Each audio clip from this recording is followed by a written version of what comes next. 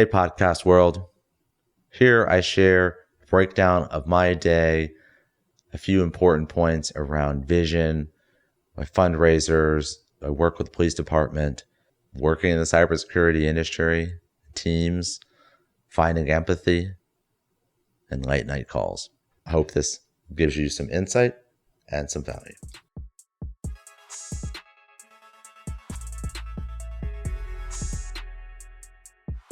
Welcome to Our Best Self, a discussion, sharing forum to help you see habits and practices that will lead to your happiness and success personally and professionally.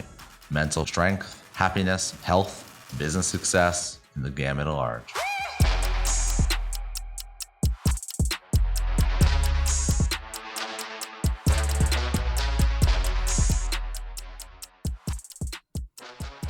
So today's going to be a bit of a storytelling, a bit about my day.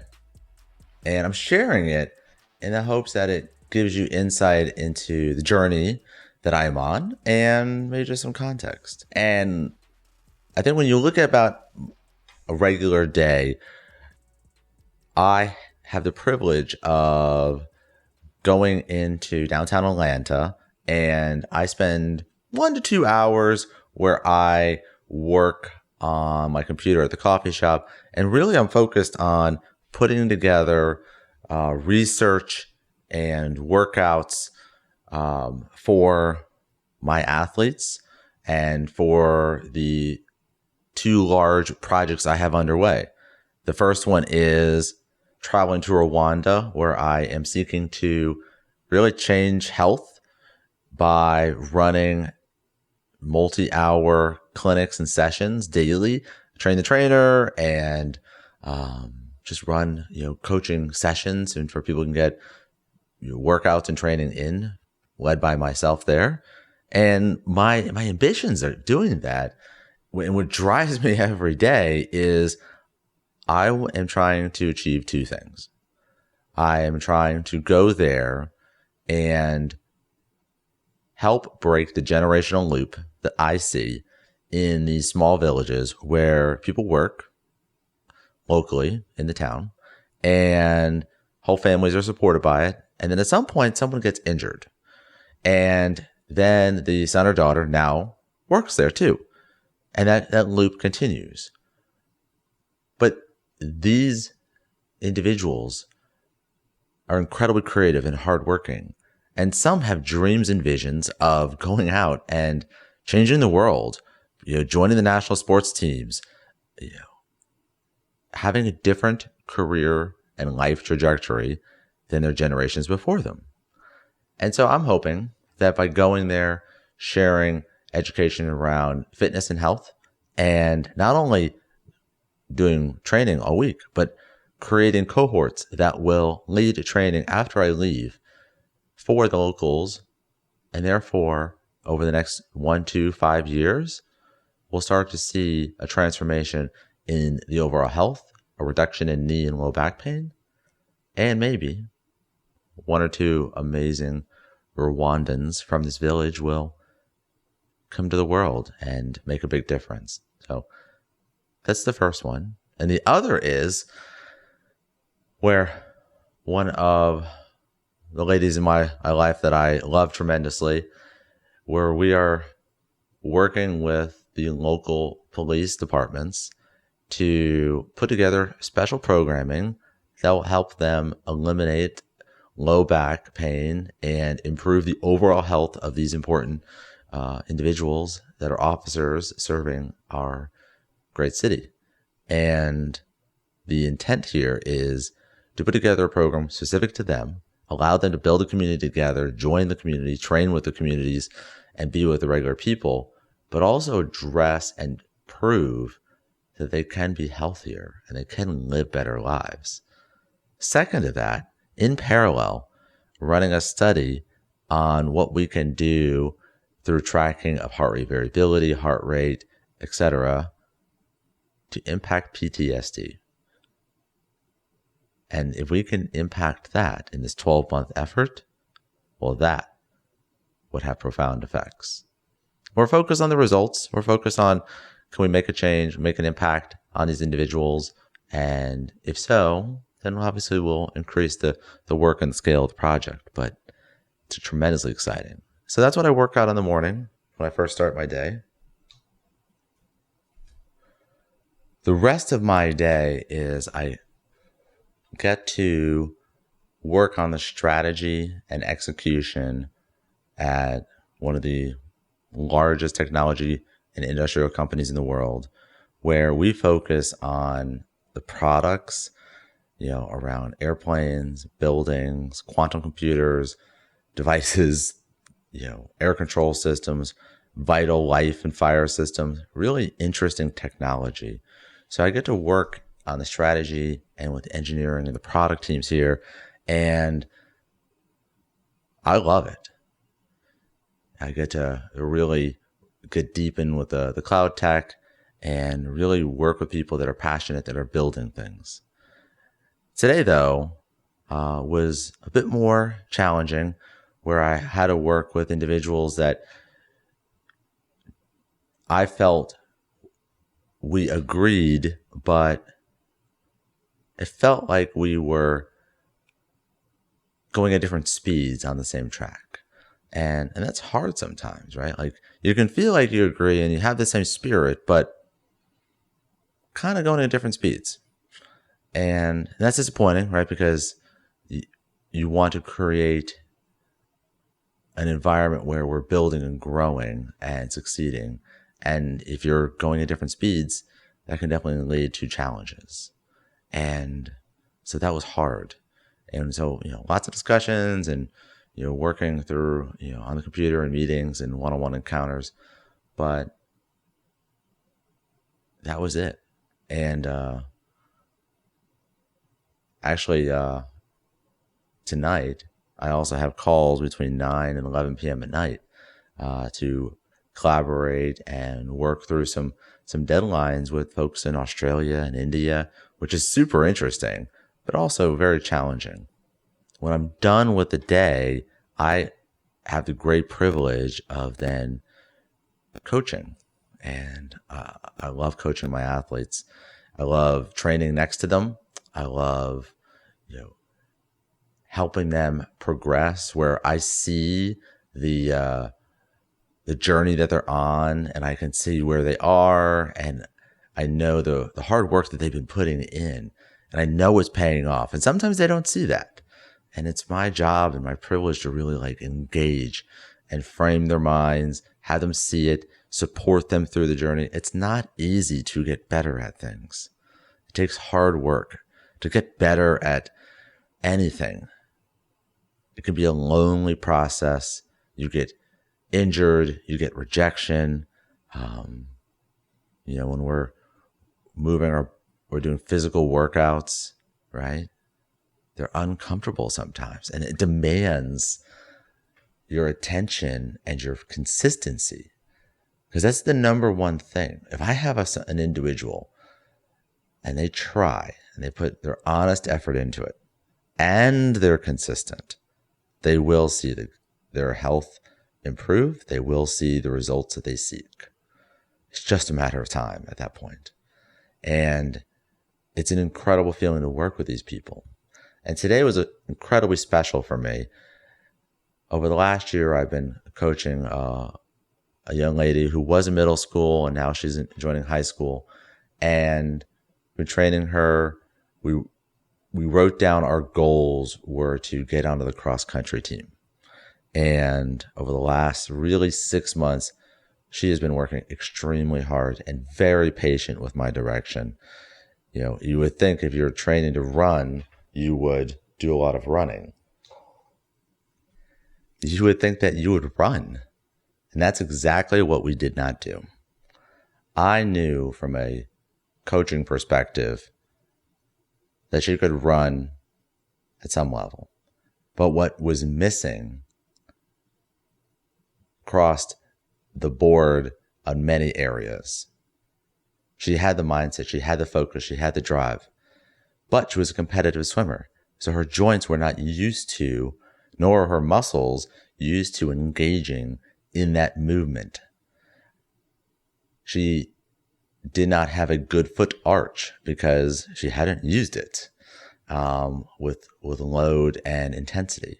Her running technique was wild. So many things.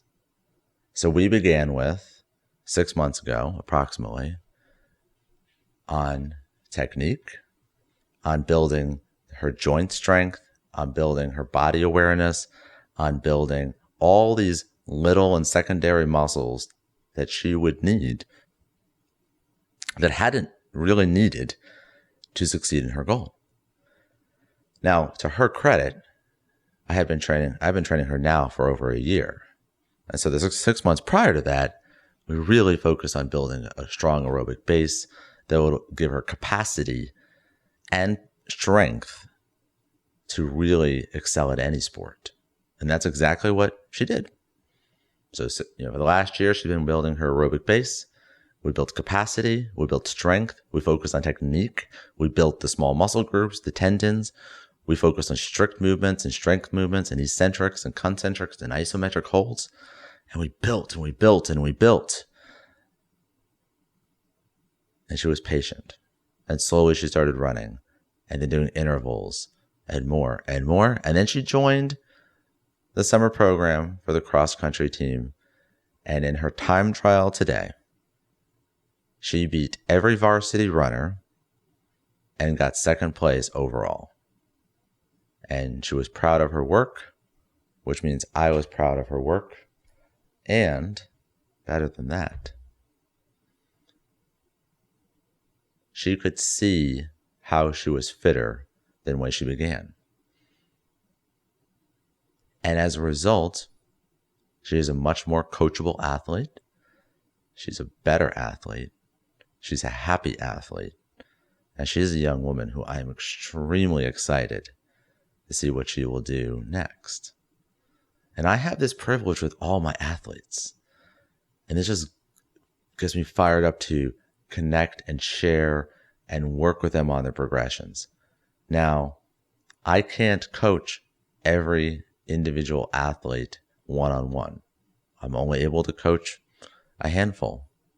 And that's by design, right? I give my athletes tremendous access and time. I want them to succeed, and it is very stressful for me in these situations. I'm as exhausted as they are in their events as I watch them compete, and I support them in these events because I want them nothing but happiness and success. But they're the ones who have to perform once the event starts. Now, I have the joys of also creating the training arc that the gym enjoys. And I spend hours and hours on that every week. And some would find that silly, and there's other ways of doing this. But I pull from lots of inspiration. I have mentors, coaches, programming styles that I pick up on and embrace. And then I produce my own versions of it. Some are 100%, created by me, based on the principles and intentions that I have for my community, my athletes. And other times they're classic benchmark pieces or standard pieces out of the programming universe. But what I love while working with my athletes at large is giving them workouts that will bring them closer to their goals, whether they're trying to back squat 300 pounds or they're trying to back squat 20 pounds. No matter where they are, it is my privilege to be their guide in this journey, but also my job to make sure that the arc that I'm placing for them gets them towards their goals. So those are my evenings. Of course, there's challenge when you own anything. You own your house, you own a building, whatever. Today's challenge was the roof leaked. Okay. So I called the engineer, and the engineer is going to bring the roofer, and it's going to be fixed. Not ideal, but it is what it is. And what's even interesting is the personal relationship that I've been able to develop with the engineer. A regular guy with a great heart who wants nothing more than me to see everyone he supports to succeed. And I couldn't think of anyone better I'd rather work with. He's a nice guy, great family man. I got to speak with him tonight. Even gave him a bottle of wine for the charity that I'm raising.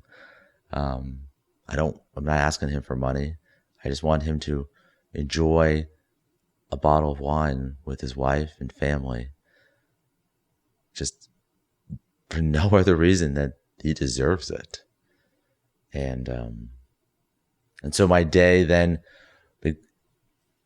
continued along. I did some soul searching on how to communicate.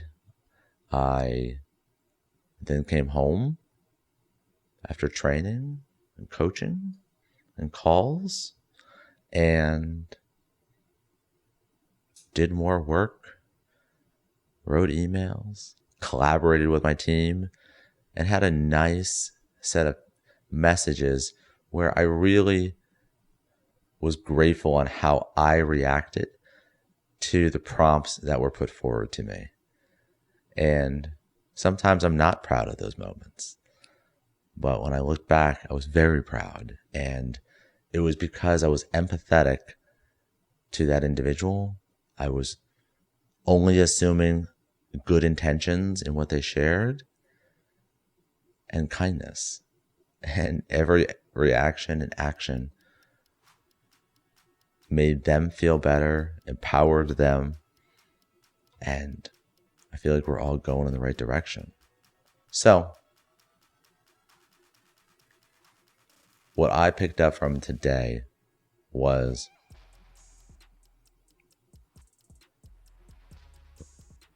do things with people you love, that you respect, and that do the same to you. Very excited for what the rest of this evening has in store for me and tomorrow. Certainly there will be very hard conversations.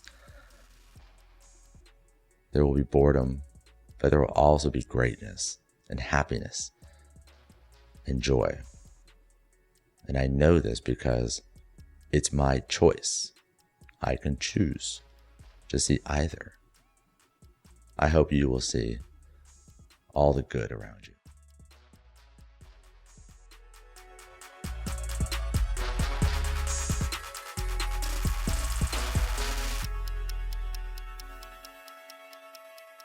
Thank you for listening to Our Best Self podcast. This is a passion project where I'm sharing the daily writings and studies from around the world and best that I can find for you.